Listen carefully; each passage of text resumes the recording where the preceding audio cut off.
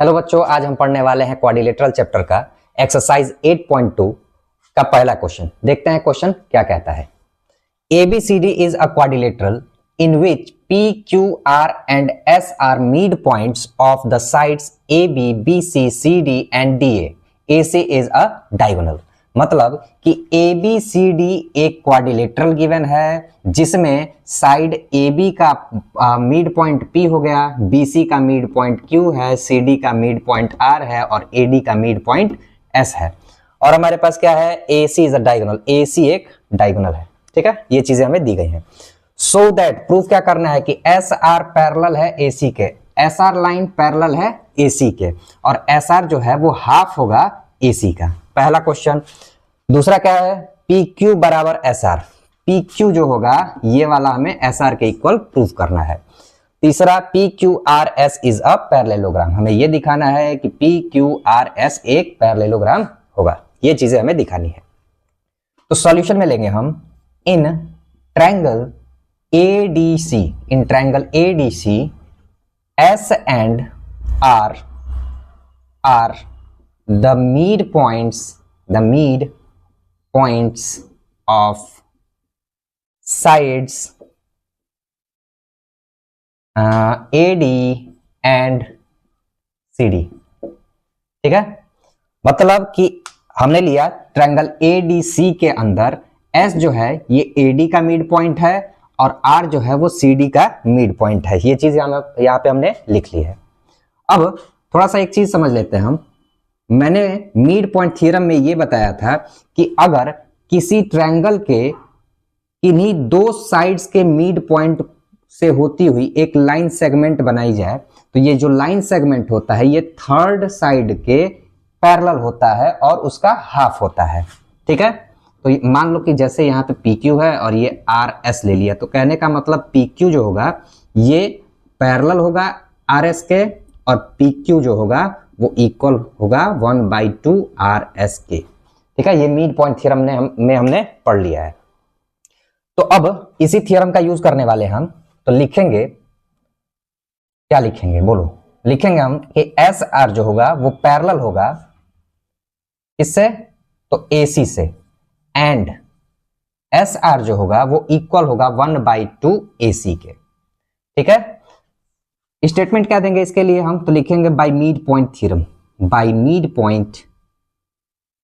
Point theorem. ठीक है, तो पहला जो पार्ट था हमारा सॉल्व करने के लिए, जो प्रूफ करना था वो हमने कर दिया है। देख लो यहाँ पे SR parallel AC, SR parallel AC और SR half of AC, SR equal half of AC। ये पहला पार्ट हमने सॉल्व कर दिया। दूसरा पार्ट के लिए लेते हैं। Again in triangle ABC। ठीक है, यहां पे देखो P और Q ये दोनों मिड पॉइंट्स हैं AB और BC के। ठीक है, तो यहां से क्या होगा, मिड पॉइंट्स को हमने मिलाया, एक लाइन सेगमेंट बना और फिर मिड पॉइंट थ्योरम का यूज करेंगे जिससे कि PQ जो होगा वो पैरेलल हो जाएगा AC के। तो लिखेंगे हम P and Q are the mid points of इसके AB and BC। ठीक है, P AB का मिड पॉइंट, Q BC का मिड पॉइंट। अब यहां से लेंगे हम कि जो PQ होगा वो पैरेलल होगा किसके? AC के, एंड जो PQ होगा वो हाफ होगा AC का। कैसे? By mid point theorem, by mid point theorem. ठीक है, अब इसको हम लेंगे इक्वेशन 1, इसको लेंगे इक्वेशन 2। तो देखो अब यहां से लिखेंगे हम फ्रॉम इक्वेशन 1 एंड 2।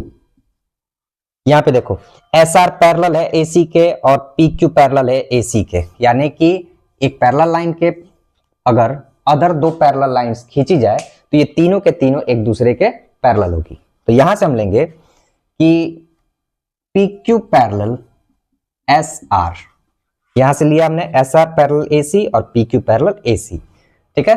और देखेंगे कि यहां पे देखो एस आर इक्वल है हाफ ऑफ ए सी और पी क्यू इक्वल है हाफ ऑफ ए सी, यानी इन दोनों का राइट हैंड साइड इक्वल है तो लेफ्ट हैंड साइड भी इक्वल होगा। तो लिखेंगे and P Q equal S R. तो दूसरा जो हमें प्रूव करना था वो भी हमने कर दिया। अब आते हैं थर्ड पार्ट पे। तो थर्ड पार्ट के लिए पहले हम ये समझ लेते हैं कि अगर एक क्वाड्रिलेटरल में कोई भी दो अपोजिट साइड्स, ठीक है, कोई भी दो अपोजिट साइड्स अगर इक्वल और पैरेलल प्रूव कर दिए जाएं तो वो क्वाड्रिलेटरल एक पैरेललोग्राम होता है। तो हम इसी प्रॉपर्टी का यूज करने वाले हैं। लिखेंगे since P Q parallel S R and P Q equal S R. अब देखते हैं कौन सा क्वाड्रिलेटरल है पी क्यू आर एस में, ठीक है। पी क्यू जो है वो पैरेलल हो गया एस आर के और इक्वल भी हो गया, यानी कि इस क्वाड्रिलेटरल का जो अपोजिट साइड है वो पैरेलल और इक्वल हमने प्रूव कर दिया। तो हम लिखेंगे therefore P Q R S is a parallelogram, ठीक है। तो उम्मीद करता हूं कि वीडियो आप लोगों को पसंद आई होगी। प्लीज चैनल को लाइक करें, शेयर करें, सब्सक्राइब करें। धन्यवाद।